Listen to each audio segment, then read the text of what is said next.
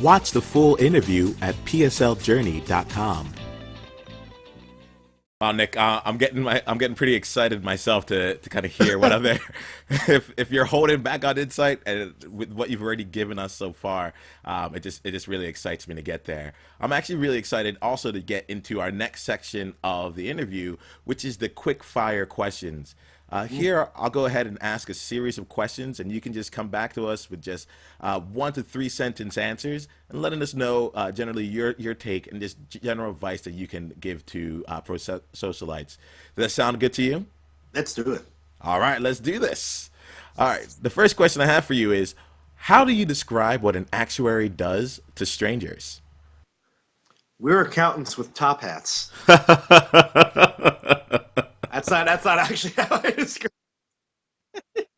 I say we're risk analysts is a good way that I do it for the uninitiated.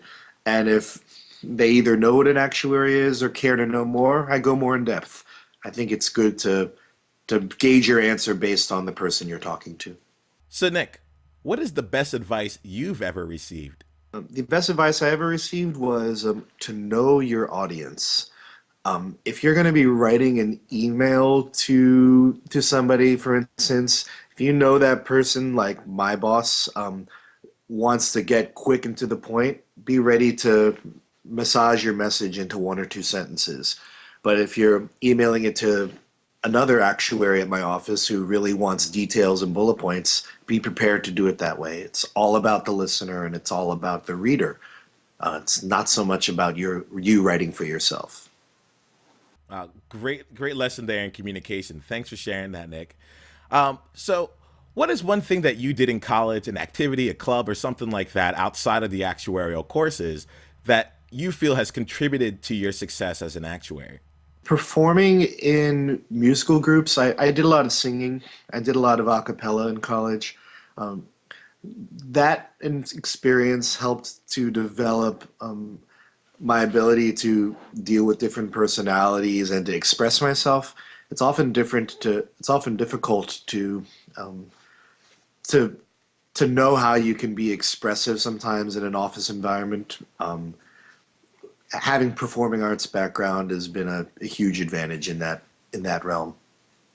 Nick, can you kind of elaborate on that and let us know how you applied, your performing arts experience? Not directly singing in the office, but the applicable portions to in your job recently. Sure. One band that I've gotten involved in recently has a very comedic element to it. So from hanging out with folks in my band, I've learned a lot about improvisational comedy.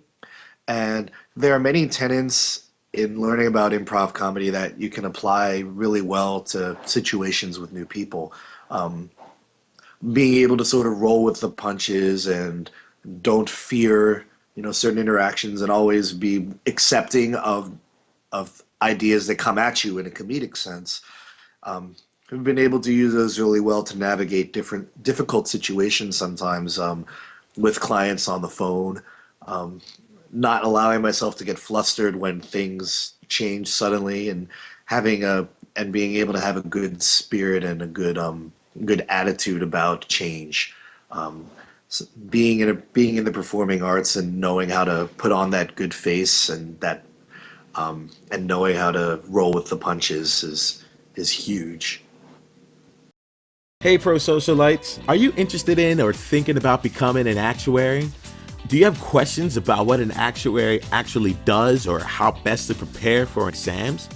Are you looking to be part of a community of successful actuaries and actuarial students sharing their lessons learned to help one another succeed in the profession? Well, then come be a part of the ProSocial Learning community. Visit psljourney.com and find interviews, webinars, blog posts, online courses, and everything else that we can provide, all geared to help you succeed as an actuary. Definitely let us know if you have any questions or if you're interested in sharing your journey on ProSocial Learning. Just go to psljourney.com/questions or send an email to questions@psljourney.com. Are you ready to embark on a journey? Let's do this.